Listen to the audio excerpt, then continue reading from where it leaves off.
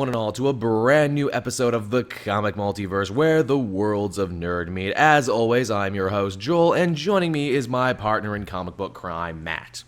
How are you going, Joel? Your voice sounds really loud for my speakers now. Yeah, you're saying you upgraded to some new Dolby Atmos sound and everything, so now Joel's voice is all around you. Yeah, you're in both ears, you're in front of me, you're behind me, you're on like the sides and everything, and it's so weird. I am Legion, I am everywhere, I I am the Alpha and the Omega. I updated while I was doing my review, so like my voice once I recorded it, it sounded different as well. So I'm like, whoa, this is so weird. That's funny. So how's your weekend been treating you? My weekend has actually been really great. My week, however, was so busy. Like the week we did our Deadpool commentary, I was pulling 15-hour days. Yikes. So I was pretty busy and was pretty burnt out by Friday. Speaking of the Deadpool commentary, and I'm glad you brought that up, thank you everyone for listening to that, who had nice things to say about that and everything. Matt and I will definitely do more of those in the future. Also, thank you for making that our most downloaded thing on Podbean. I know I didn't give everyone a choice in that regard. That was pretty much the only place you could listen to it. I promise I'll fix that problem in the future. I don't know if you saw the video, Matt, but I basically had to have a little video explaining why I couldn't put it up on YouTube. Yep, yeah, I saw that. Joel done goofed again. Joel done did a classic Joel thing. Man, do I talk in the first person too much? I had another commenter say that I talk in the first person too much. I've never really noticed it, but now that you've brought it up, I'll notice it. All the time now. And now everyone in the comment section and everyone out there listening will know. Now, believe it or not, we actually do have some news this week. It's a light week. We're still in the post-San Diego Comic-Con thing. Not a lot of big shit is happening. The big thing is, of course, Suicide Squad. Yes, instead of what we read this week, we will devote the latter half of this show to a spoiler cast, and we'll weave in all the other stuff, too, as well as, certain theories about there, scenes that got cut out of the movie, how it was originally supposed to go, a certain petition that is making the rounds for a certain, certain Barry site, I think, a certain Barry site that people don't like very much. I wonder what they could be talking about. What's it called? Bad potatoes? People don't like them bad potatoes, do they? Yeah, I know, spoiled cabbage or something, I don't know, yeah. Sour strawberries? Sourstrawberries.com? Is that what you're mad about? Shit, you know what's going to happen now, Matt? Now all of our fans have rushed out to claim those domains.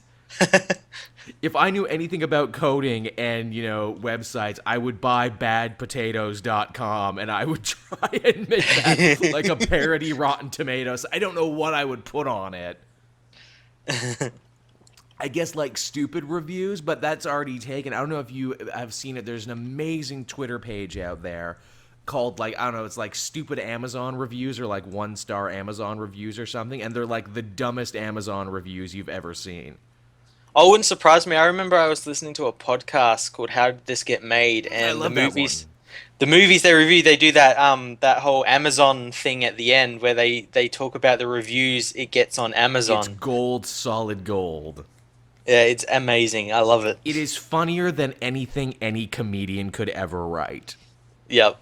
I think one of my favorite ones is some Bikini Beach movie. Some guy gave it 5 stars. The women in this movie are very attractive. And that was the review. That was the review, and that's what's wrong with a democratic society, because that man's voice matters just as much as anyone else's. Oh, goddamn. While we're on the subject of this, I'm sure you know, Matt, the Three Wolf Moon shirt and the amazing Amazon reviews that are attached to that. Yes.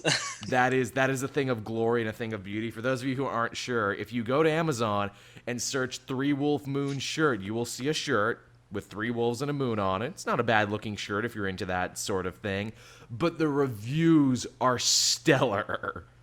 They're amazing. It's hard to put into words what they're like. They are Chuck Norris fact levels of creative writing. That's amazing. I think my favorite one is, this shirt fits well and is really comfortable. I'm pretty sure I can say beyond a shadow of a doubt this shirt made me a better man, which is hard to say because I'm a chick. They're all like that. They're all absolutely priceless. So yeah, if I made badpotatoes.com, if I bought that domain, that's all it would be. It would just be really bad reviews of movies. Or badpotatoes.com, you get like no-name critics, because obviously, you know, Rotten Tomatoes is like an aggregate site. It gets like all the biggest reviews and papers and websites and everything. Make it just like no names and put them up there and make it seem like it's just as important. So like people who write blogs or YouTube videos who only get like 100 views Yep. or like 50 views or Yep. something. The lower the better, actually. The lower the views, the higher at the top we put you. And even people who review movies like on Twitter, like you'll put like Twitter reviews on there and Tumblr reviews and like Instagram reviews. This might be a good idea. Don't be surprised if Bad Potatoes becomes the new big thing in 2017. You know what? I'm actually kind of mad we already made up the title card for this episode because it was going to be a Spoilercast episode, and that's what we do. I kind of wish we could call this episode Bad Potatoes. Oh, god damn. So, yeah, that's what was happening this week. You know what else was happening this week, Matt? And maybe you'll correct me on this one. Did we talk about Geoff Johns being named the new president of DC Comics? I can't remember. I know we talked about him getting a better role or something, but I don't think we talked about him getting the president role. Right, okay, so this is some old-ass news. I apologize for that, but between, you know, like, Spoilercast and, like, all the other stuff we've been working on, I don't know if Matt and I ever talked about this after San Diego Comic-Con, but it was announced that Geoff Johns is now the new president of DC Comics. In fact, the article I read seeked to imply that he had been president of DC Comics since DC Rebirth and since that whole rollout. Yeah, it's definitely interesting, and I'm kind of glad because he's a good writer, and I think he knows. Yeah, exactly, and I think he knows what to do and where to go with the comics. Yeah, the idea seemed to be that this president role was an extra reward and an extra incentive for Geoff Johns because he took a new, bigger role in the company. Now, he's also running the comics, he's writing what he's writing, he's overseeing the television, and supposedly he's supposed to be a liaison between the comic companies and the movies now. Yeah, I don't know. I'm always like kind of cautious about that because this all happened after Batman vs Superman, so this could all just be like, no, look, he's you know in this role now that's kind of important, but it's just one of those roles that is just a title only. Yeah, because it's like, here's the thing. Dan DiDio and Bob Harris, who were the other big muckety-mucks at DC Comics, they're still involved. They still have high-ranking positions. And just because Johns is now the new president of DC Comics doesn't mean he runs the whole kit and caboodle. He still has to report to the head of DC Entertainment. Yeah, he still has to go through a bunch of people before he can get stuff made or put in movies or whatnot. I mean, don't get me wrong, I'm happy and excited for the dude, and I think we all can agree it was only a matter of time until he became president anyway. I mean, he's just the right dude to elect. Yep. If it's even electing, even if he's just hand-picked or something. Maybe it's a seniority thing where it's like, okay, you've been working here longer than other people now, it's time to be president. Yeah, he's at that. He's got his tenure now. Yeah, he's got his tenure now. You can never be fired. Goody. So that's an interesting piece of news. I mean, that's really all you can say about it. If we did talk about this before and Matt and I are just drawing a giant brain fart, we apologize. Yeah, I can't remember. I know we talked about when he got that, he got like another role, didn't he? He got like another title stapled onto his name. Yeah, I think we talked about that, but I don't think we talked about this. So now he's like president, head of creative, movie liaison, TV overseer, Captain Crunch, Captain Kirk. Just how many titles can they staple onto his name? Captain Majestic. Of Krypton. That's a good title to put Of Krypton at the end of your name. And it's the right business for it, too. Speaking of DC stuff, actually this is a DC and Marvel too, for Jason O'Mara, who you may know as being the voice of the DC animated movie Batman now. He has landed apparently a very important role on Agents of S.H.I.E.L.D. Season 4 for this upcoming season. Cool. That's pretty amazing. Marvel cast Batman. That means Batman is now officially a character in the Marvel Universe. Wrap your head around that. You can't wrap your head around it because it's fucking crazy. It is. It is crazy. Now, I don't know if this is true or not. Again, I couldn't get confirmation. It says that he's going to have a bigger role this season. The article I read seek to imply that he might be the new head of S.H.I.E.L.D., because obviously when S.H.I.E.L.D. ended last season, Coulson wasn't director anymore. Yeah, that's true, and there was sort of hinted at that there was another director because he in that last episode he was reporting to someone called the director. Yeah. So yeah, it's possible, and he's kind of a well-known actor. He's Yeah. got some stage presence with him and everything. Got some juice. Wouldn't put it past him. I just hope doesn't turn out to be a bad guy. Yeah. I mean, isn't that always the way it goes in S.H.I.E.L.D.? If you're the head for longer than a couple months, you end up being a bad guy. Yeah, well, maybe those Hydra guys weren't so bad. Yeah, man, I've been reading this book, Mein Kampf, and I think this guy had some ideas. Just saying that right now. Just saying it. You know what I would love to see them do? I would love to see if they dusted off the old Nick Fury versus S.H.I.E.L.D. storyline, because if you remember, also at the end of Season 3, they had shown that LMDs were finally a thing and finally existing in the universe, and that famous Nick Fury versus S.H.I.E.L.D. storyline was Nick Fury finding out that life model decoys had invaded and kind of body snatched important people within the S.H.I.E.L.D. organization and took over. Wouldn't that be some shit if it was Coulson and his team versus robots who looked like important people? I think that's probably what's going to happen. It's going to start out with that Inhuman Doctor doing it for good, kind of like Ultron. Yeah. And eventually, and maybe even they'll tie it to Ultron, like it gets hold of Ultron brain patterns or something to do with, or like sees what happened with Ultron or Wouldn't something. Wouldn't that be some shit? Because that means that the actor for Ultron could literally phone in his lines and it could just come out of a computer. Well, James Spader is a TV actor. Yeah, for real. Hey, James, got some time to read some creepy Ultron shit? Sure. 'Cause I've always got time. I've always got time. I'm the Lizard King. I'm everything. But yeah, that would be interesting. And I mean, Christ, now you can finally say Batman, Agent of S.H.I.E.L.D. That's a thing. If I was Jason O'Mara, that's how I would introduce myself. I would put that on my goddamn business cards. Jason O'Mara, actor, producer, Agent of S.H.I.E.L.D., also Batman. Are you Batman? What did you do today? I bet it didn't involve being Batman. And from Batman to Superman, this is a piece of news that I'm sure you're super excited to talk about, Matt. We got our first look at what the Superman suit is going to look like for the Supergirl show. Yeah, that first picture, that promo picture was awful. Yeah, it was. Absolutely awful. I don't know what... Although in saying that, like, every first picture that has been released for both CW and the Supergirl thing was awful. They never looked I good at have first. no idea why. But yeah, we got a bunch of set photos after that. Way better. Oh, it looks amazing in action. Apparently, you just need the guy who steals shit on his smartphone camera phone to take all your promotional pictures now. Yeah, I can't believe how like good it looked from just like some guy standing on the street with probably a phone camera. Some guy hanging out in a tree, some dude with like a bunch of fake like sticks and leaves glued to him so they don't see him up in the tree did a better job. And it's already looking like it's going to be probably the best Superman interpretation we've had since Brandon Routh. The bar's been set pretty low, wouldn't you agree? Yep, and it's already been amazing because you already see him helping people. Yeah. You see him helping people. You see him fighting Metallo. You see him doing the shirt rip. You see him as Clark Kent. Yep. You know what I love about this Superman? The fact that he's alive.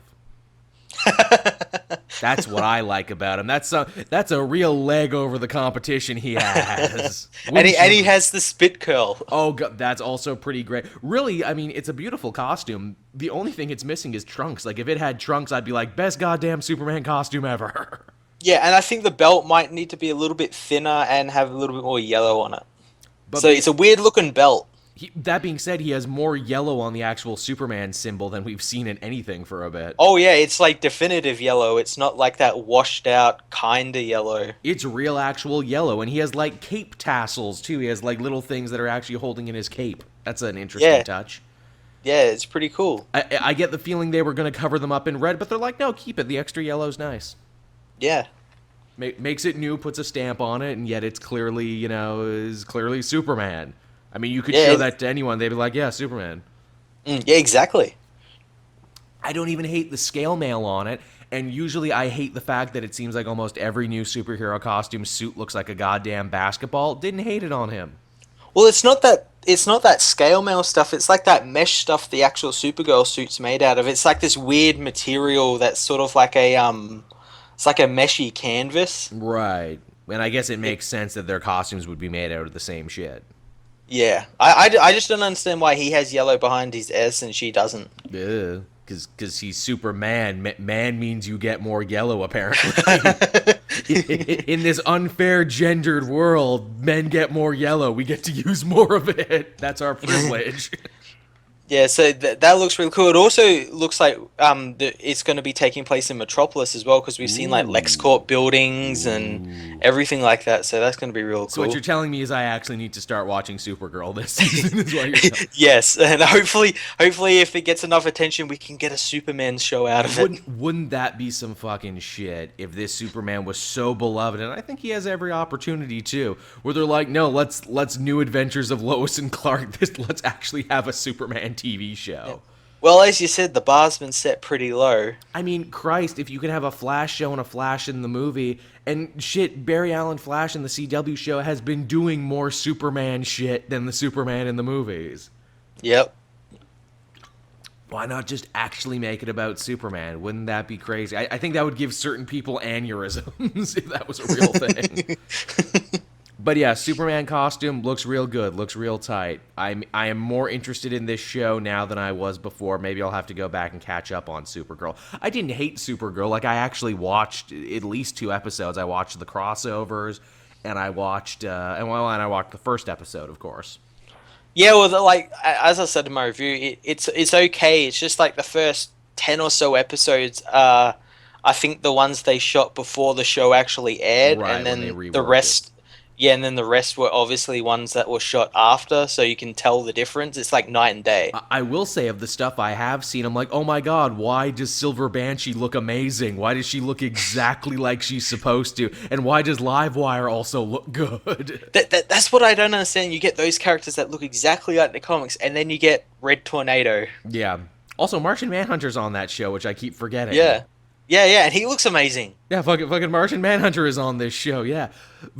Martian Manhunter, after Goyer says, oh, friggin' Martian Manhunter's a dumb character and only virgins know about him. Now everybody knows about Martian Manhunter because he's on a popular TV show. What's even great is in the set photos we've seen with Superman, he's actually fighting with Superman, like, against people. That's again, where are you movies? Why are the TV shows kicking your ass to these amazing moments? Exactly. This is just like an episode of a TV show.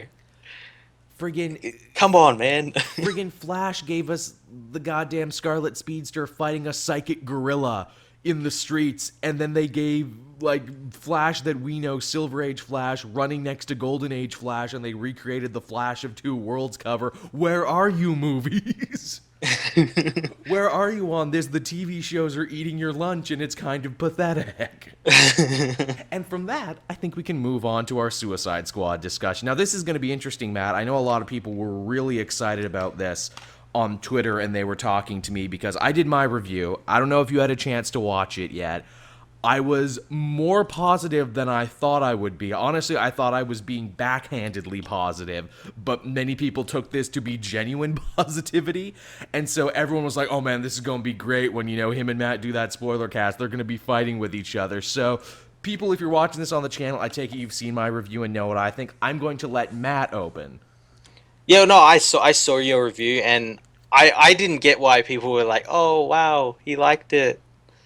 It's a fundamentally broken movie. The big difference is that unlike Man of Steel and unlike Batman v Superman, I didn't leave depressed and I didn't leave angry was the thing. And I'll say this much.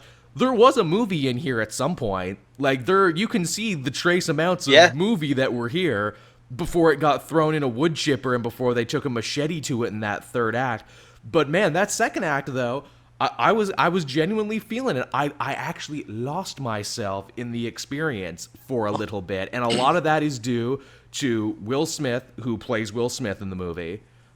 Margot Robbie, who plays a version of Harley Quinn, And man, Viola Davis playing Captain Exposition and also sometimes Amanda Waller.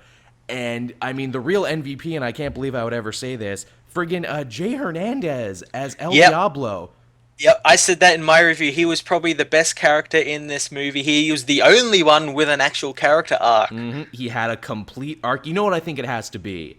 Like, if you've watched other David Ayer films, they're all very, like, LA-based crime movies. Chateau Yep. Santana, El Diablo, would perfectly fit at home in any David Ayer movie. He could be in End of Watch, he could be in Street Kings, and, like, you wouldn't Yeah. bat an eyeball at it. The only difference is he wouldn't have fire powers. Yeah, he was just like an LA gangbanger. And clearly Ayer knows how to tell those stories. Like, shit, in the flashbacks we have with El Diablo, I'm like, well, damn, can I watch that movie? Yeah, it was actually good, and it was kind of compelling as well. Very, like, here's a dude in a big budget summer blockbuster that's all about fighting and shooting to actually be a pacifist and say, no, I've seen the error of my ways in violence. I have taken a vow of, pacifism and nonviolence. And I'm like, holy shit, that's pretty cool, actually. Yeah, it was really great. Especially in a movie that's, like, so chest bumpy and so, like, rah, rah, rah, action, rah, rah, rah, teen angst and everything, to actually have, like, an adult character come in and say, no, kids, violence and fighting isn't cool. Yeah. It's kind of shocking, actually. It's kind of shocking how great El Diablo actually was in this. In fact, he's so good, I'm like, man, why is comic El Diablo not this good? Yeah, he was really great and really surprised me, and which made like his death kind of hurt. Like, why kill off a character you just spent half the movie building on this character arc and everything and giving some payoff, when in the next one you could see how he's gone from that to this. Well, But then you just kill him off. Well, supposedly, Matt, and again, I said I would try and weave the news of the day because all the news of the day was related to Suicide Squad. Supposedly, a Reddit user leaked a bunch of, cut scenes from the movie and a bunch of just, jettison plot lines. And supposedly, in Ayer's original cut of the movie, everyone had a complete arc and everyone actually had a storyline, if you can believe it. What? I know, right? In the movie itself, and it's the movie's greatest sin, and I say this, is the fact that it's a team movie that has zero interest in actually being a team movie. It's interested in maybe 4, but mostly 2, just Deadshot and Harley, and everyone else gets thrown by the wayside. Oh yeah, definitely. Like at the start of the movie when they do all those like character info sheets, Which where are the movie basically literally- music videos. yeah, where the movie literally just stops and says, "Remember this guy? You'll remember him throughout the whole film because we'll keep doing this." They only do that for Deadshot, Harley Quinn. Do they do one for Captain Boomerang? Yes, because that's the Flash cameo. The Flash comes Yeah, and beats yeah, him that's up. right. Which I must admit, I appreciated the Flash actually beating up a Flash villain. I'm like, okay, that's fair. If he was gonna come in any moment, it makes sense it would be this one. Well, apparently that was added like later on. I believe it because when he tackles him, you don't actually see Jai Courtney's Yeah, face. it's all shot from the back. All shot from the back. There's a lot of that in this movie. There is a decent amount of that in this movie. Speaking of, like, plot lines with Captain Boomerang that don't go anywhere, his pink puffy unicorn, which is like, ooh, isn't this a funny sight gag? He has a pink puffy unicorn. Meanwhile, in all those scenes, they're shot super close and you never see anyone else around him when he does it. Yeah, they're all shot like mid shots where with him like putting it into his jacket or picking it up or something, and then no one's ever around. You can tell they were reshoots. No one ever mentions it, no one ever draws attention to it, and it gets no payoff. It's just, ha ha ha, isn't that a funny sight gag? Yeah. And there's a lot of that in the movie too. Ha ha ha, isn't this a funny sight gag? Ha ha ha, isn't this a funny reaction? Yeah. The only thing is there was none of that from the Joker. No, that's the only thing. And supposedly, there was even more Joker stuff in the movie, because I'm sure, Matt, if you're like me, and if anyone out there who's seen Assault on Arkham, I'm sure you were waiting for the moment where it's like, but when's the Joker gonna hijack this movie from the shitty villain and make it all okay? Supposedly, after the helicopter crash, there's supposed to be a whole scene where he gets into a fight with the Suicide Squad in the subway. Harley rejects him, thereby completing her story arc of getting out an abusive relationship. And in fact, in the trailer, you see the scene where Joker, he's in his suit from the helicopter and his face is all burned and fucked up from the explosion. Yeah, that's not in the movie now. Yeah, and apparently they removed like probably 90% of the whole Joker Harley Yep. relationship because there were scenes and there's like pictures of them out there Hmm. where it's like I think it was a flashback scene where Where he Joker is hits her, actually yeah. abusing. Yeah, he's actually abusing her, and that would have made better. But in the movie, she's just like this girl who's trying to get back to her boyfriend, and Joker's Yeah. like a really obsessed boyfriend, and Which, yeah, which, knowing the history of these characters and how sick and wrong it is, they make it grosser actually by yeah. in this movie implying that they actually have a loving relationship and that everything was fine and that he was coming to save her. Yeah, exactly. There's no hint at this that she's just a tool of his, basically. The worst thing they do is in the scene with Common, who gets a cameo. Man, I so Oh thought God. Common was gonna be. I so thought he was going to be Bronze Tiger because like he kind of looked like it in the pictures they showed. He's not. He's just some dude named Monster T. And because again, friend of Ayer had an amazing villainous role in Street Kings. Yep. But yeah, I kept thinking like, ooh, okay, so this is gonna be a good moment with him. Joker weirdly kind of offers Harley to him in like a sexual cuckold kind of way, Yeah, and he's like, I want to watch. I and want they're to watch. and they're both just a-okay with this. And then Monster T, understandably as you would, well, no, thank you, sir. That is your lady, and she is a fine lady of much repute. Yeah. I'm not about that life. Well, you die then. Yeah, and you know that scene, that scene really like made it actually made me laugh because like when he does that, Joker like he goes kind of all quiet and the actual image on the screen kind of wobbles a little bit and it's like, look guys, he's so crazy, time and space warbles around That him. I hated. That the editing Like, tricks they put into Leto's Joker scene are truly unforgivable. Mainly because no other actor who played the Joker needed editing exactly. tricks. Exactly. They did it by their skill of acting. It's a crutch, it's a band-aid, and honestly, I couldn't even really judge his performance, A, because he's in like maybe 5 minutes in the movie overall, but also they tacked a bunch of shit on top of it. Yeah, and even when he wasn't seen, he wasn't the Joker. He was just like a normal gangster guy with just green hair. He was like, some sort of like, the book that it reminded me most of, and in fact, I'm certain this is the book they read for inspiration, was Brian Azzarello's Joker. This is the Right. Azzarello Joker dressed up like an insane clown posse member. Yeah. It's even to the point like when he laughs, that like kind of making it sound like he's coughing and like he's sick and everything. That's from Joker. The being like a more down to earth crime boss instead of supervillain, that's also from Joker. In fact, his little toady and little henchman who follows him around through the movie, you have to read the credits to get his name, but you know what his name is? What? Johnny Frost, which is the name of the guy from Joker. So it's literally just the version of Joker, but dressed up in like some sort of crazy outfit. But that's all it is, which is even funnier to me because you might remember this, Matt, when Joker came out, everyone, was saying, ooh, Brian Azzarello ripped off Heath Ledger because he looks the same. And Azzarello was like, no, no, no, I wrote this one first. They ripped me off. So I think that's hilarious that they've now come full circle now. And I think that really tells you about the writing of this movie, where it's like, well, what should inform our take on the Joker? Well, we got these comics here. Ooh, this comic is called Joker. Let's read that and make it about that. This must be good. This must be good. Now I will say, it's not like one of those embarrassing career-ending turns like Lex Luthor was in Batman v Superman, but it is still filled with a lot of the same annoying ticks where Lex Luthor was kind of like oh, this Joker's like he becomes Yeah. Jeff Goldblum. Yeah. I know exactly what you mean. Every time he opens his mouth, it's Yeah, it's these weird little things at the end of the sentences and everything. I can't wait to show you my toys, which is also not in the movie, by the way.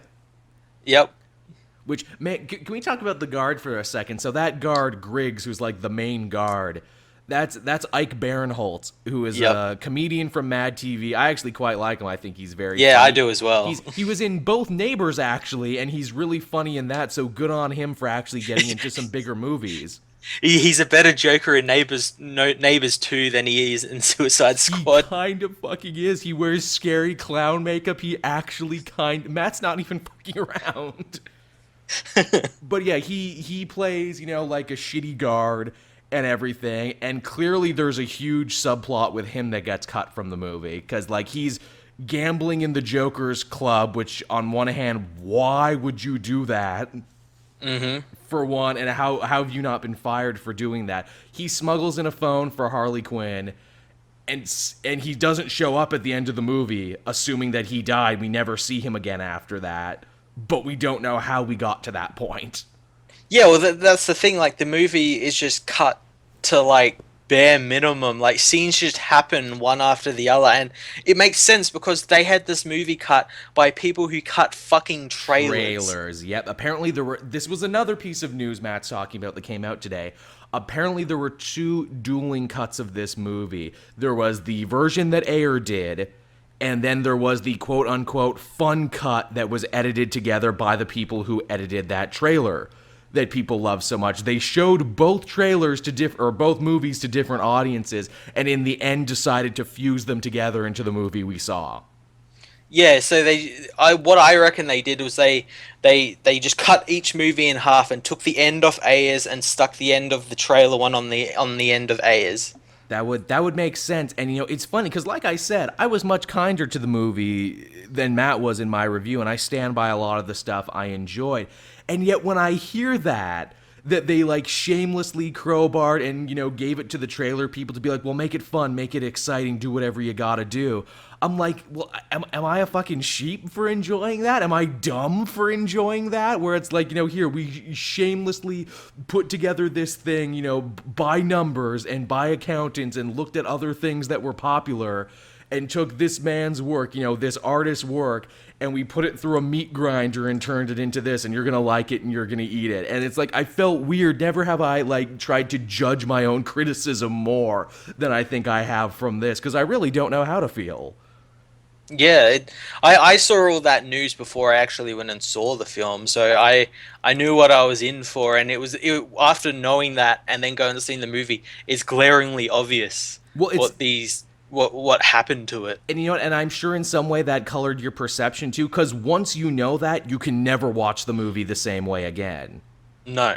I was lucky to go in mostly clear, but, like, I'll never be able to watch the movie with the same eyes now that I know that is essentially what happened. And, some other stuff that came out, apparently Ayer's cut of the movie was supposed to be way, way more hard-edged.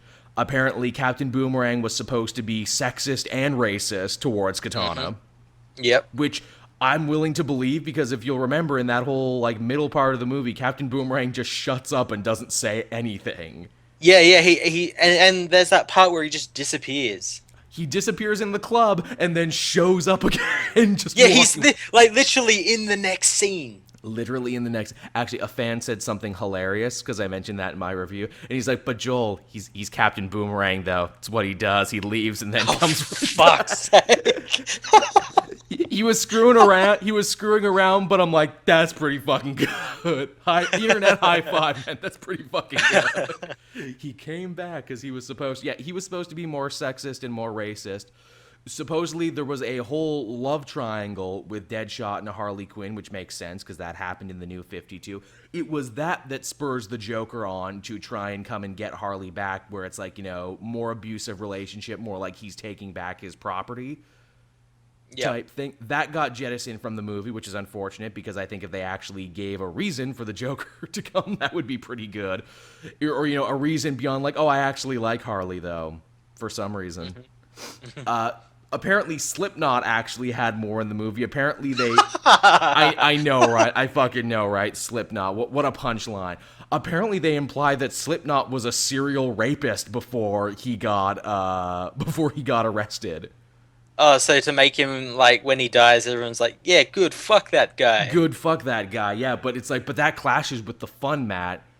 Serial rapists aren't fun. Racists aren't fun. Abusive relationships aren't fun. I just want to talk about that for a minute. So, like, we see, obviously Slipknot dies because, like, you know, it's pretty obvious he's a character no one gives a fuck He about. And died in the that's the greatest thing he ever did in the comics. He's a Firestorm villain, and the um, greatest thing he ever done was has his arm blown off.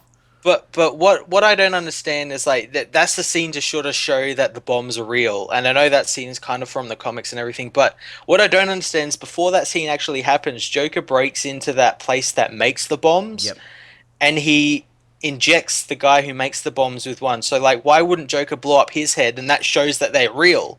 That Yeah. thus saving Slipknot as a team member to maybe die later on, or you know, leave the team or something. I don't know. I would really love to talk to Sam Lake, who is a well-known character actor. He's been on like Law and Order. He's been on a bunch of stuff. He's a well-known dude. I would love to talk to him and like have him walk me through the emotions of being like, "Hey, we cast you in the next big DC superhero movie. It's a team piece. Awesome. Who am I playing? Slipknot. Who's that? I don't fucking know." Well, what are his powers? He's the best at climbing things, apparently. Oh, well, are there a lot of things to climb in this movie? No, no, no. You die instantly. Yeah, yeah. You try to climb, but you die immediately. Okay, so for this role, you're gonna have to bulk up a little bit, get big and strong. You're gonna have to come in for costuming. We've got a whole suit made up for you and everything. We're just gonna cover you in these stupid ropes, and then you're gonna be here for the cast picture and everything. Oh well, do I get to go to Comic-Con at least? No, you don't get to go to Comic-Con and help promote the movie because everyone already knows you're gonna die anyway. That you are the most expendable one. Yeah, yeah. But you get to punch a woman, And so that's fun. you get to punch a woman, and apparently that's hilarious. Like, I'm not gonna lie, I laughed in the theater because I was just like, "What the fuck are you doing?"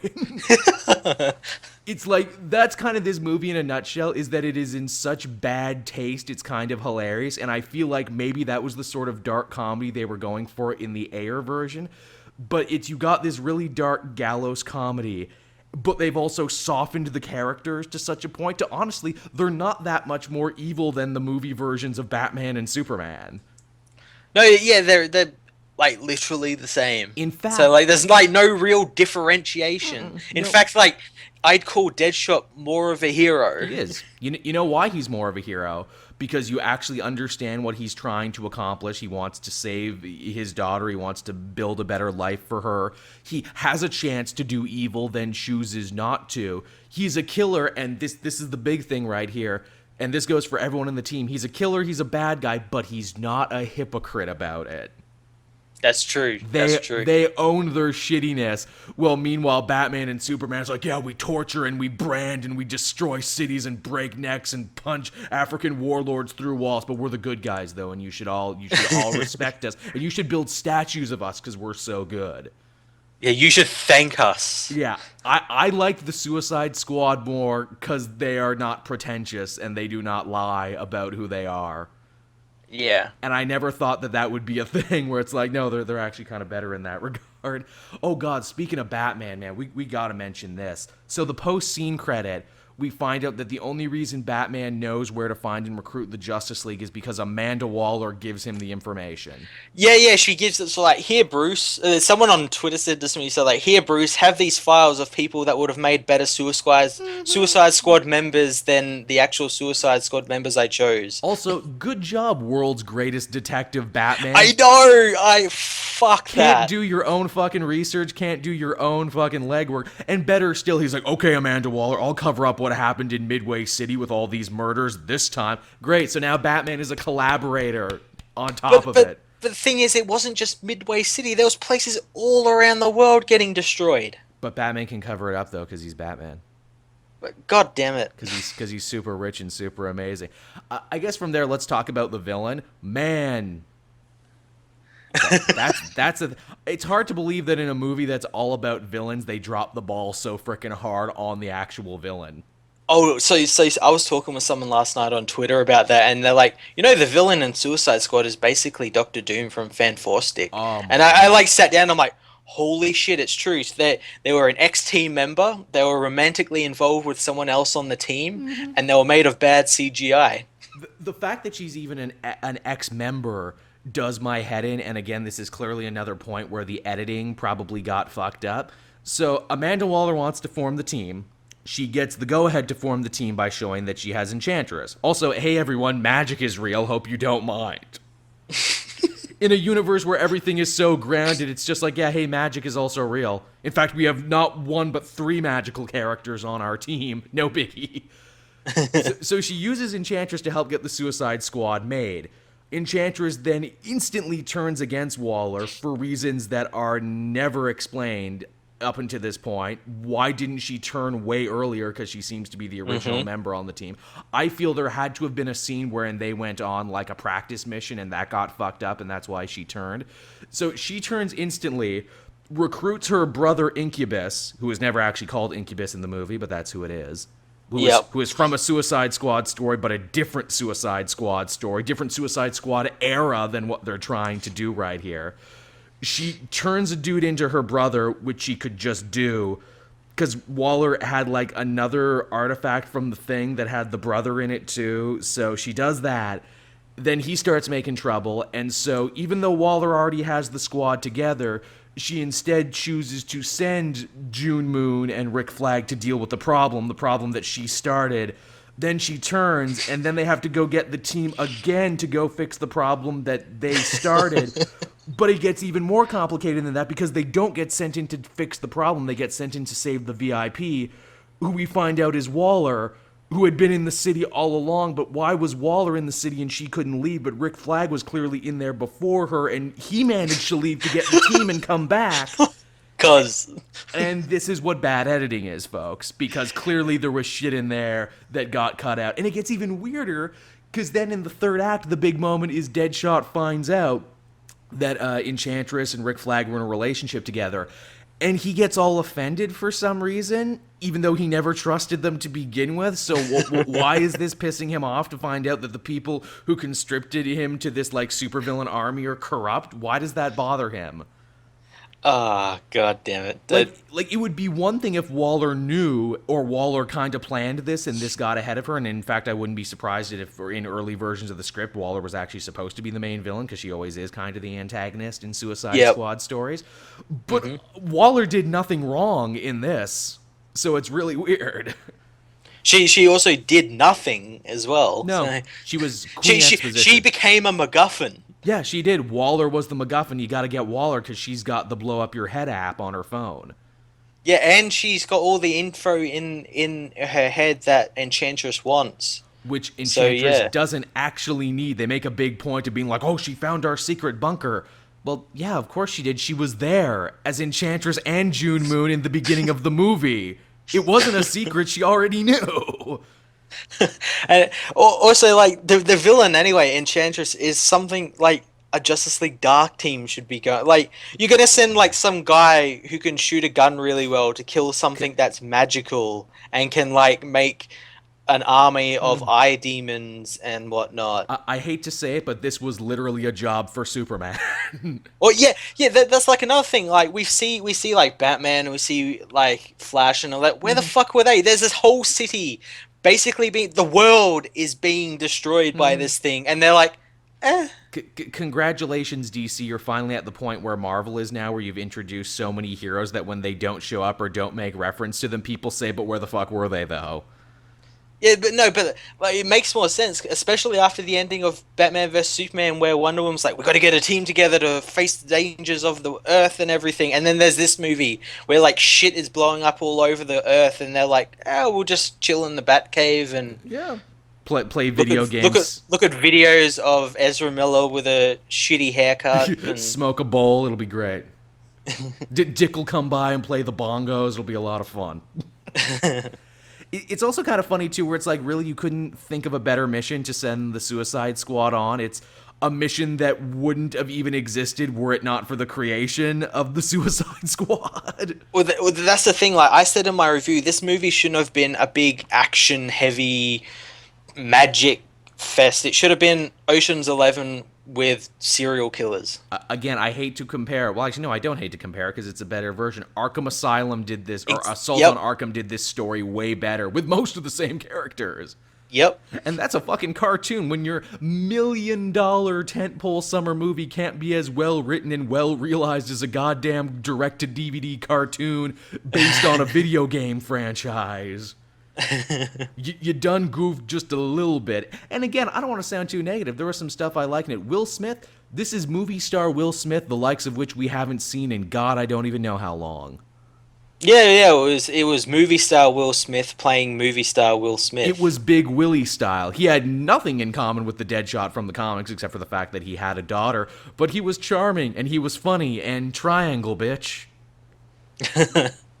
How can you not love Triangle Bitch? The fact that Will Smith says bitch in a movie is pretty great.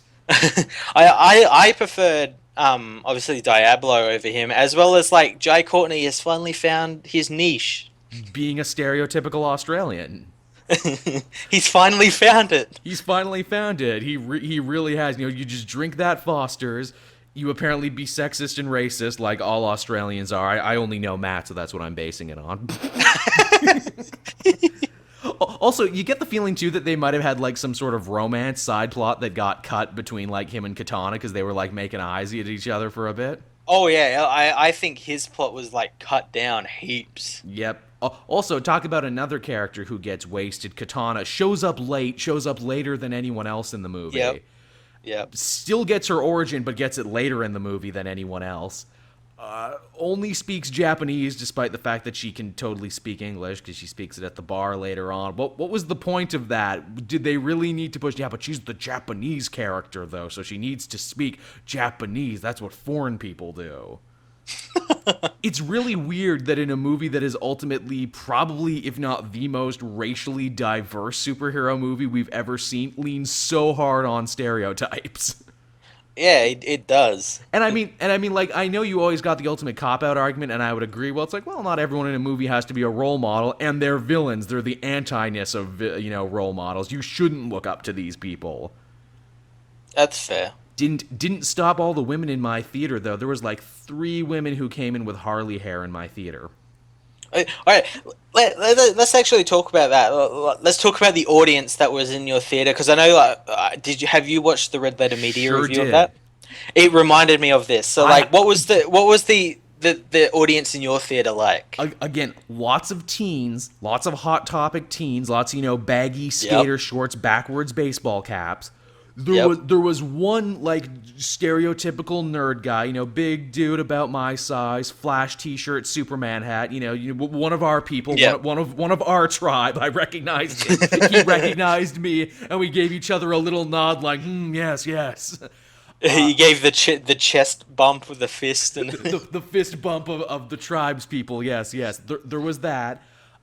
Your regular just movie-going people of like, oh, Will Smith is in this. I like that fella. And, at least 3 women with their hair done up and their makeup done up in a Harley Quinn style because that's like, very cosplay friendly now. Here's the thing, though. They weren't young women, though. They were like my mom's age. Yep. And they had come up and done this, and they all looked like, to put it nicely, they looked rough. They looked like they had a couple kids. They looked like they had a couple cesarean scars, maybe some track marks. They were also incredibly loud and annoying in the theater. I was actually very pissed at them because they hooted and hollered whenever Joker and Harley Quinn were on screen. Yep. They were more confusing than anything to me because I'm like, how do you know who these characters are? I'm going to guess you didn't grow up watching the animated series like me. I'm guessing you don't regularly read comics. How do you know about this? Where did you learn it? And like why and how? It was very, very strange. Like, again, I don't doubt that Suicide Squad will find an audience. It just found the strangest audience.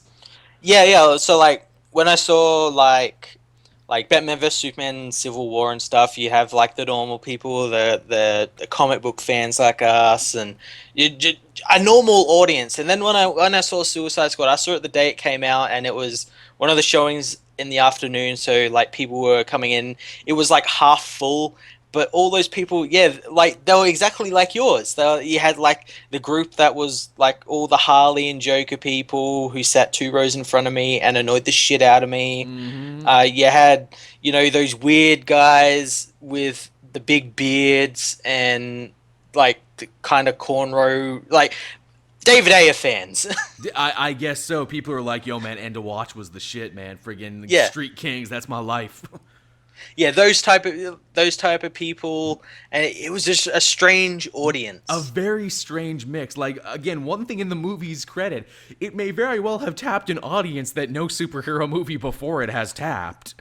Oh, it's no an audience no superhero movie wants. I was gonna say, like, people who, I'm not gonna lie, in real life might be getting beaten up by Batman for different reasons. But yeah, it's kind of amazing, actually. And I'll be interested in the long run to see, this fan base, if this becomes like some sort of cult movie off the back of it. Because in many ways, even when Suicide Squad is a mess, and it's a mess, it's a weirdly entertaining, watchable mess. Like, this is almost like there's moments where you laugh because it's like unintentionally hilarious. Like Enchantress, she's given her big villainous speech in the movie. She's like, "I will cover the world in darkness," and blah And blah she's blah. doing that fucking weird dance. That like Queen of the Damned Aaliyah, she's popping and locking like a soccer mom on meth, and I'm like, what the fuck are you doing? How did this make it into the? Why did no one stop this?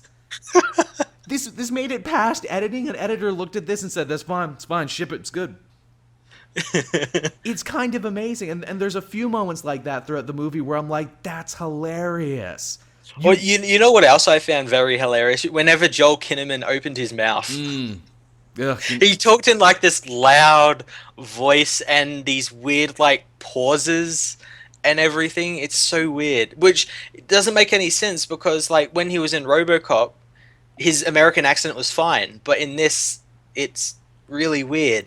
supposedly that's another big thing jettisoned from the movie. Apparently, we actually did get to spend time with June Moon and Rick Flag and actually get to understand their relationship and actually care when they get broken up. Apparently, that was another thing that got cut, and we know for a fact that this got cut because you'll remember in the original trailer, they're hanging out together and he's reading the files and be like, he's Deadshot, he shoots stuff, Harley Quinn, she's crazy, he throws boomerangs. Not in the movie. Yep.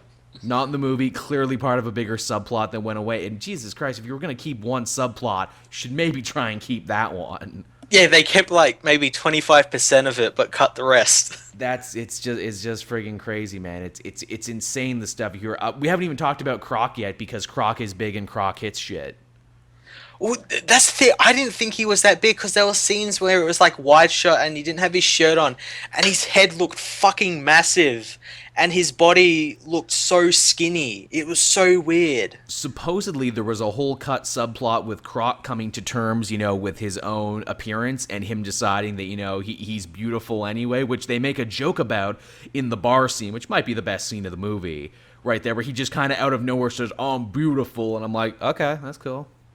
Yeah, well, they're like the only lines he says in the whole film. That and BET. And he wants BET. BET, because Killer Croc Waylon Jones loves big booty bitches.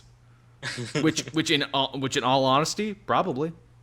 Yeah, it wouldn't surprise me. I mean, who doesn't love big booty bitches? But yeah, like we were talking about like those scenes that were cut. Apparently, there was heaps cut from Croc. Like he was meant to be a henchman for someone else in Gotham, but was actually planning on taking over for himself and everything. Which But again then, sounds very much like Joker.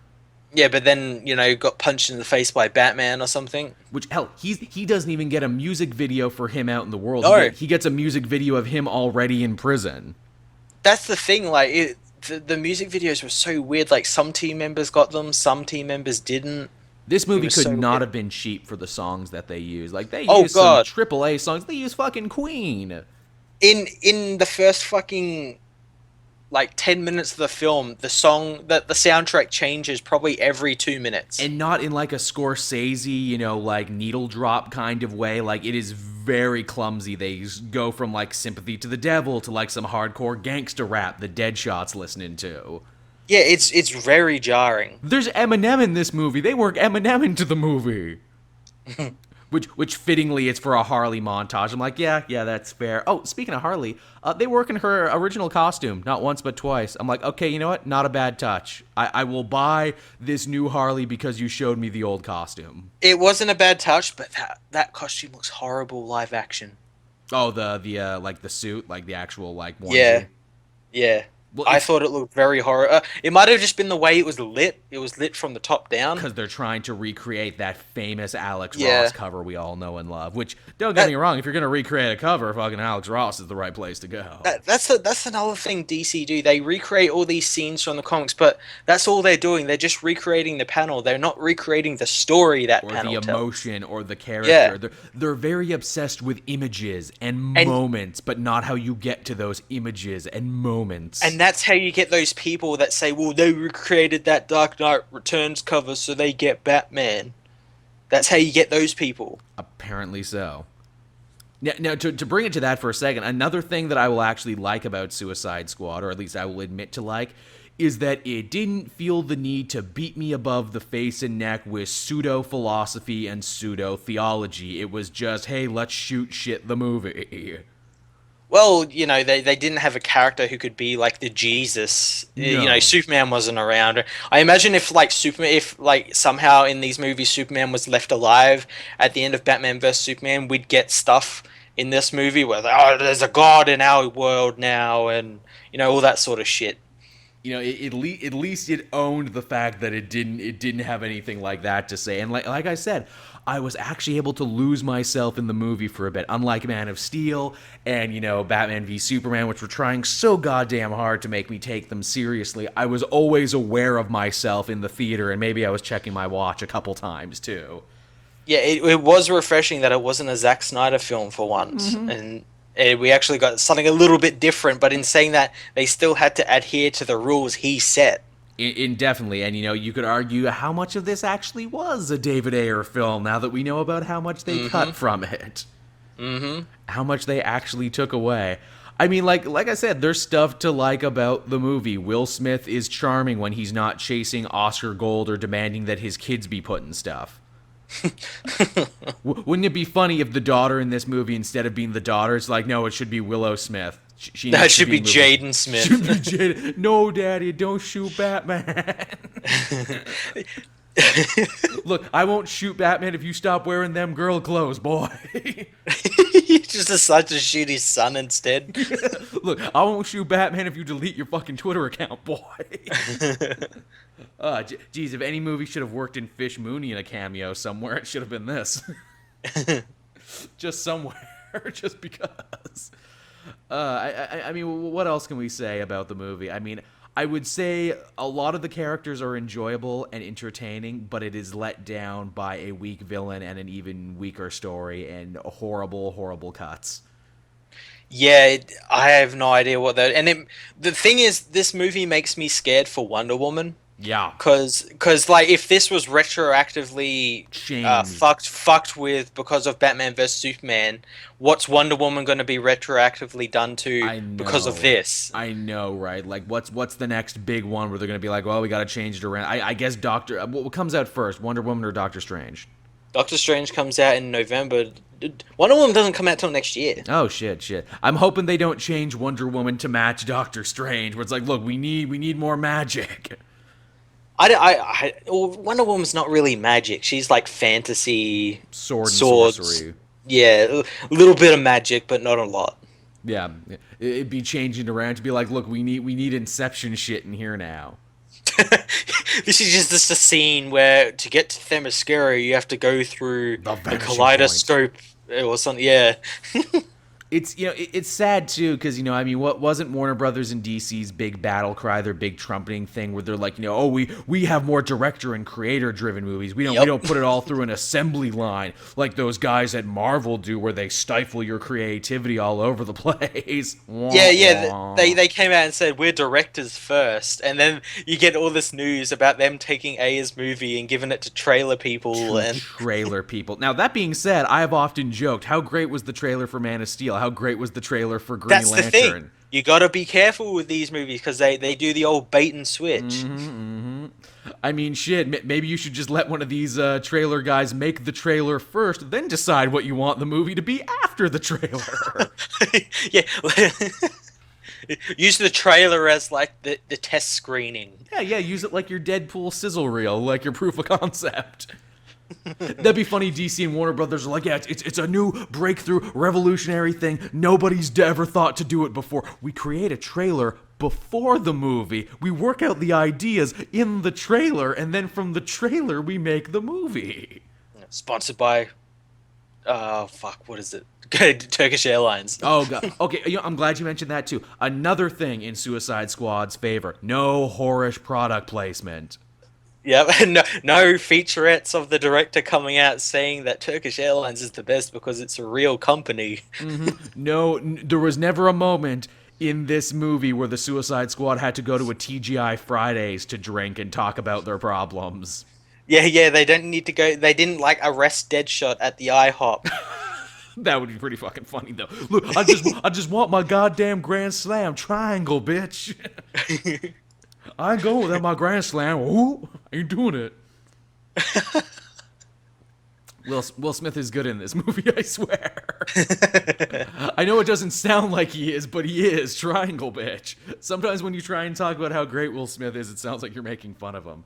I mean, obviously Harley Quinn was to be the breakout star of this movie. That's why 90% of it is focused on her and everything. They even kind of have a stinger at the end to say that maybe, perhaps, the sequel, if they ever make one, and that's really up in the air at this point, it might be the team having to go save Harley from the Joker.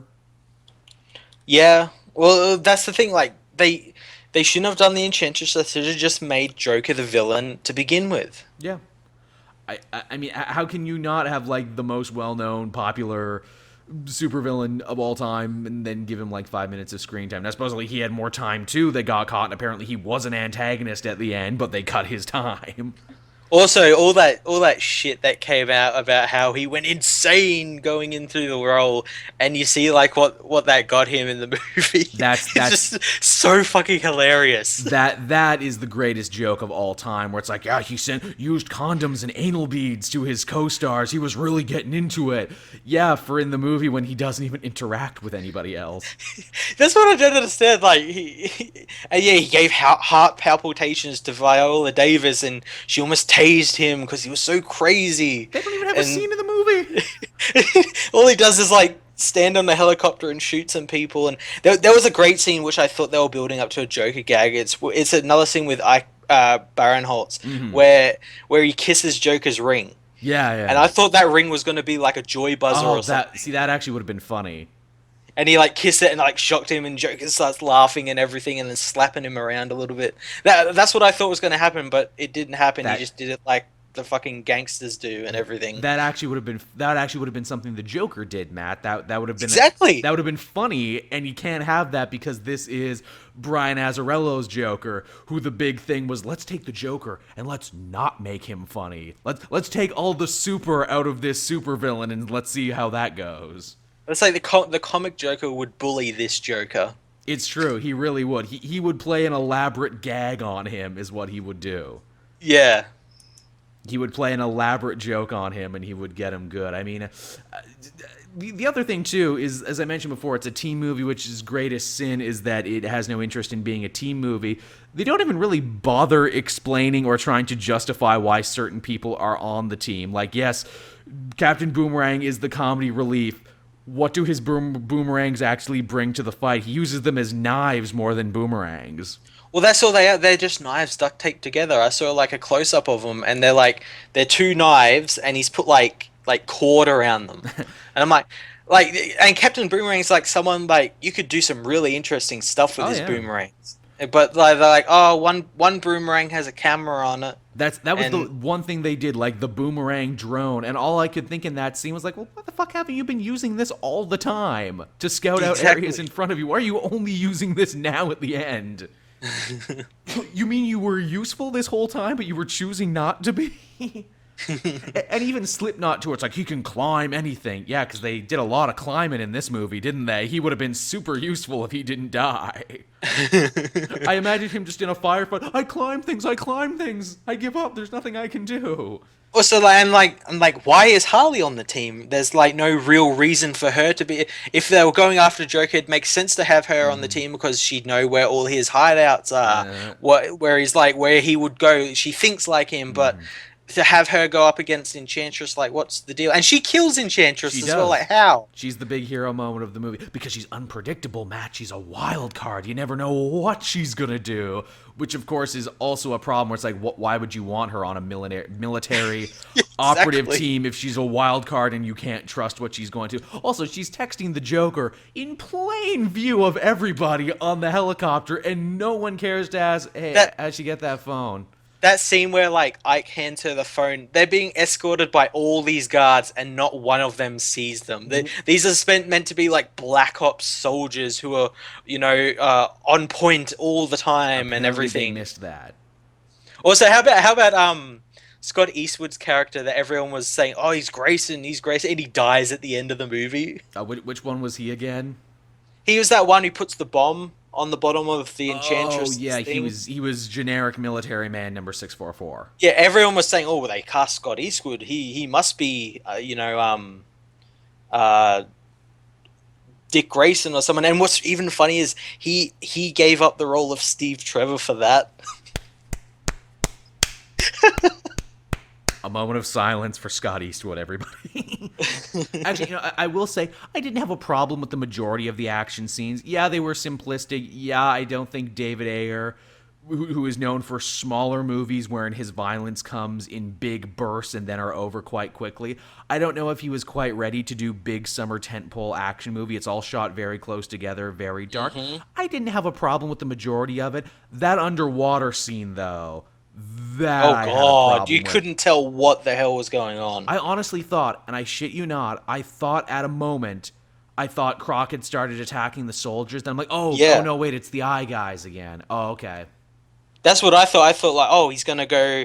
What I originally thought was like, oh, he's attacking them so he can get the bomb and go plant it himself, or he's attacking them to get away from everyone. Right. But yeah, and then the scene with the Enchantress where they're all fighting her, it was all smoky and dark, and you couldn't see anything. And after the explosion, everyone comes out filthy, except for Amanda Waller. Did you notice that? She is clean as a goddamn whistle. Oh God. Which leads me to believe either A, she wasn't actually supposed to be there at that point in the movie and it's a reshoot, or B, and this one terrifies me, she was actually supposed to die in that helicopter crash. Maybe I think that might be what happened. Which, if that's the case, if you had actually planned to kill off Amanda Waller for the second time in a DC movie, they killed her off in Green Lantern too. If you killed her off for a second time, then you proved you didn't get the character and the source material. Yep. She is a constant. In fact, I did a list just recently. Every member of the Suicide Squad, from like the original World War II team to like this week with the new team when it came out in the comics. She has been on the Suicide Squad, leading it an unprecedented 7 times. Oh wow. I think Deadshot's right under her in 6, and then like Captain Boomerang and Bronze Tiger are under them in like 5 times apiece, etc., etc. Yeah, shit, Bronze Tiger and Count Vertigo have been on the team more than anybody else, almost as much as Boomerang and Deadshot, and yet they're not in the movie. Yeah. They don't get shit. That's unfortunate. I like those characters. I would like to see this. Well, shit, you know what? It just hit me. You know why they're probably not in the movie? Why? Because they're on Arrow. That's true, but remember they like cancelled the Suicide Squad in that movie, in that show. They got rid of Katana, That's right, because they so didn't want confusion with the new movie they were doing. which doesn't make sense. So like, why is Flash continuing, and Yeah, shouldn't you put that entire shit? Well, apparently, why is there a Superman on TV? I swear, man, this movie didn't make me hate Ayer. It didn't make me hate any of the actors in the movie. But to quote Red Letter Media on this one, it made me hate the people in charge, the suits and the money men and the people on top. They're the ones who are fucking this up. Yep. And do you think it'll ever change? I guess is the big question. Do you ever think they'll stop fucking it up? What do you think would have to happen for them to finally like slow down and like actually try and hammer these out and actually make them like good? Like Yeah, real good. Like I enjoyed parts of Suicide Squad, but I mean, it's like a C at best. yeah. I don't know. I think they'll get through this and be like, oh well, it made some money. It made us some money, so we'll just keep doing what we do. I guess until they have a massive failure. And the thing is, I don't think they're going to have a massive failure. I think we're going to see continue to happen with DC movies what happened with Squad and what happened with BVS, and that is it's going to have a huge opening weekend. Everyone who wants to see it is going to see it. Every critic like you and me who need to see it for work is going to see it. It's going to get savaged in reviews, and people are going to have stupid petitions to take down Rotten Tomatoes, proving they don't actually understand what Rotten Tomatoes does. It'll have a 40% drop off, which was the thing today. It had a 40% drop off since its big opening. Broke records for August, but then had a gigantic 40% drop off. Yep. Which is kind of the thing for these sort of things, because all the hardcore fans have already seen it. So what you gonna do? I think that's just gonna keep happening, and they're like, well, we made just enough to justify the next one. Yep. And talk about a movie too that probably, as you were saying before, Matt, would have benefited from not being a multi-million-dollar movie. Maybe give him just a couple $100 million or just a couple million and see what he does with it. Give it Deadpool money. So they have to take time and be creative, and I think Ayer would have felt safer and more at home with a budget like that. Yeah, he would. He thrives like that. Like, I love David Ayer, love a lot of his movies, but they're not summer tentpole movies, is what they are. No, they're just movies you put out maybe in the winter or something, and they're again small budgets. And they're really good. I mean, and like they used their budget. Like even Fury, the last one, was a movie about a bunch of dudes in a tank. You didn't have to change a lot of sets and whatnot because it was all situated in the tank. It was all about the tank. Yep. Like, imagine a Suicide Squad movie that was all about Bel Rev, where it's just all in the prison, just all about the prison and them training to go out on their next mission. But then, like, a riot happens in the prison and they have to work together to put it down. Exactly. You just like a small movie, and like I said, like you Ocean's 11 it a little bit as well. Yeah. Where it's not just some big grand scheme, it's just this little thing, maybe they're going to go steal something, or like in this movie should have just been them going to save Amanda Waller from something. From something, like she's stuck there because Joker is there or something. Yeah. Or hell, make it like one of those things where it's like, oh, Russian terrorist, the KG Beast, is going to like blow up Gotham Plaza. It's going to be like 2 9/11s. Only the Suicide Squad can stop them. I remember Batman killed KG Beast. Oh yeah. Oh fuck, that's right. He did too, didn't he? Shit. Blew him up. I forgot that nameless henchman was KG Beast. Shit. They love killing all their heroes because it's fun. Yeah, I guess they do, yeah. We thought it would be fun to kill these characters that people know and like. Most people don't know or like KG Beast. The Jimmy Olsen thing. Hey, that's another reason to like Suicide Squad. They didn't trot out a fan favorite and kill him for no reason. I mean, they kill characters that people don't like or don't even know, like Slipknot. Exactly, which is fine, and it's fun. It's fun. Who will they kill in the next movie? What nameless bullshit? They'll probably steal some characters from the Geffen run, because that was a run that literally invented characters just so they could be killed. They'll do that. They'll pull out a couple of those jerks to get killed. But yeah, so that's our Suicide Squad talk, everyone. I didn't hate it. I didn't think it was the worst thing ever, but I'm not going to go to bat for it either. And in fact, after today, with everything I've learned about it, I like it a little less than I did.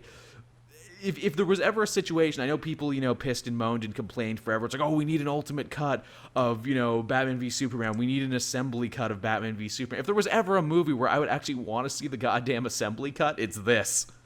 Well, before the movie even got a wide release in like America and all that, people were saying they want a ultimate cut. I'm like, is this going to be the thing now for DC movies when they come out and a couple of critics say oh, it wasn't that good? They're going to say, well, wait for the ultimate cut. It's like the DLC-fication of movies. It's true. You hit the nail right there on the head, Matt. And I hope it doesn't come to that, because the fact of the matter is, look, you put out the movie the way it is. It's going to get reviewed the way it is. If you cared, then you should have taken time to make sure that it was up to snuff. Also, not every movie is goddamn Kingdom of Heaven, is the thing. When we actually got to see the ultimate cut of Batman v Superman, it fixed a couple things, but at the end of the day, bad story, bad characterization, and poor finale, no amount of deleted scenes getting put back in could fix that movie. Also, extended cuts, ultimate cuts, whatever, they ruin the whole purpose of a cinematic universe. That's why It's there's true. no ultimate cuts or extended cuts of the Marvel movies, Hmm. because that's what they see in theaters is what's in the canon for their cinematic universe. Yeah. When you start bringing in extended cuts, where then you go, oh, well, this happened in this movie, and but it didn't get referenced in this movie, Because it was and a deleted scene. yeah, exactly. Yeah, that's that's a brilliant way to look at it, Matt. I never thought of it that way. If you want to build a cohesive universe, you can't hold back, and you can't continue to lean on ultimate cuts and hope that that will do the trick for you. Yeah, exactly. And I guess one last topic, because we're on this, this movie also had a bit of a Pierre Jean Pierre was in the movie. No, PR. This movie had a real PR nightmare too. First off, David Ayer at the premiere says "fuck Marvel," then quickly apologizes for it. Yeah, that sounded like he says it was just in the moment, but I think that was an executive saying, "Dude, you can't fucking say that." Because look, guys, we want Jeff all. Johns, it was probably Jeff Johns as well. Probably came to him like, "Dude, you can't say that, man." That seems like something that Geoff Johns would say, because it's like, look, we want fans, all fans, to come and see this. You can't alienate a giant, portion of moviegoers by saying something like that. Yeah, yeah, because like I can imagine like a general audience member seeing that and being like, "Whoa, why is he saying fuck Marvel? They make good movies." It's like, look, it's like a little competition is good and everything, but there's such a thing as bad competition. It's like saying, yo, fuck Coke or fuck Pepsi. It's like 50-50 there, everybody. You either drink one or the other, or you drink Faygo, which, is fitting, because juggalos. Man, this movie actually made me want to go out and buy a whole bunch of Faygo and do like a Faygo taste test, just because, and just slap a bunch of Suicide Squad on it and be like, man, now there's a video that'll get me lots of hits. I actually went to the Faygo website and looked, like, okay, what actual flavors of Faygo are there? Okay, there's cream soda. That's fitting. There's Red Pop. I'm like, what kind of name flavor is Red Pop? Is Red Pop? What is It it? is Red Pop. It's a red. It's pop and it's red. Is Red Pop? I'm like, wow, these names are amazing. Then there's cotton candy. I'm like, okay, that makes sense. And then there's like a bunch of like recipes for where it's like, make your Faygo cotton candy cocktail, or like Red Pop and whiskey. I'm like, that's a drink. What kind of soda company is like, no, but seriously though, mix our drink with booze though. It's bitter with booze. But yeah, so Ayer said that, and then quickly apologized. Whatever, it's a non-story. People can be as tribalistic as they want and fight about it. I don't care. I was going to see the movie anyway. But it's the Joel Kinnaman interview that really made me kind of cringe a little bit, where he's like, critics can kiss my ass. This movie was made for the real fans. And I'm like, you liar. You lie, and anyone who says a movie was made for the real fans lies, and I will tell you Yeah, why. You don't care about the fans. You care about making as much money as possible. The hardcore Suicide Squad fans, of which I count myself in, I have read much of the Ostrander runs, the Geffen runs, everything in between. You can't make a successful movie just hoping guys like me will go see it, because that is a very, very small percentage of people, and that's just bad business. yeah, and it's always these movies that get like shafted, like critically and financially. They say, "Oh, we made it for the fans." Which is another way. It's like their excuse. It's the ultimate, well, critics just didn't get it. And I'm like, well, Yeah. maybe you just made a bad movie. Did you think about that? I'll admit, a lot of the times, critics don't get good movies. Fight Club is the perfect example of like a movie critics didn't get. I'm pretty sure Gladiator got lambasted when it first came out, but ended up being considered a classic later on. Everything. Suicide Squad ain't either of those two movies. I'm just making a reference here. Yeah. I don't want someone to go and be like, damn it, Joel, you said Suicide Squad was as good as Gladiator and Fight Club. It's not. And also, too, we live in a day and age, just to defend critics for a little bit, of which Matt and I kind of are. We dip our toes in that, The thing is like, in this day of, like, internet journalism, you really have two types of critics. You have the old guard, who probably couldn't tell the difference between a DC or Marvel movie if you paid them. To them, it's all just the same bullshit. People my dad's age, essentially, who have been writing movie reviews forever and continue to. Then you have the new age of, internet critics, who are all younger guys like us, guys like Matt and I's age, who work online, who have grown up, in the era of, great cartoons and great video games and great comic books, and they do know their shit more than you give them credit for. Yeah.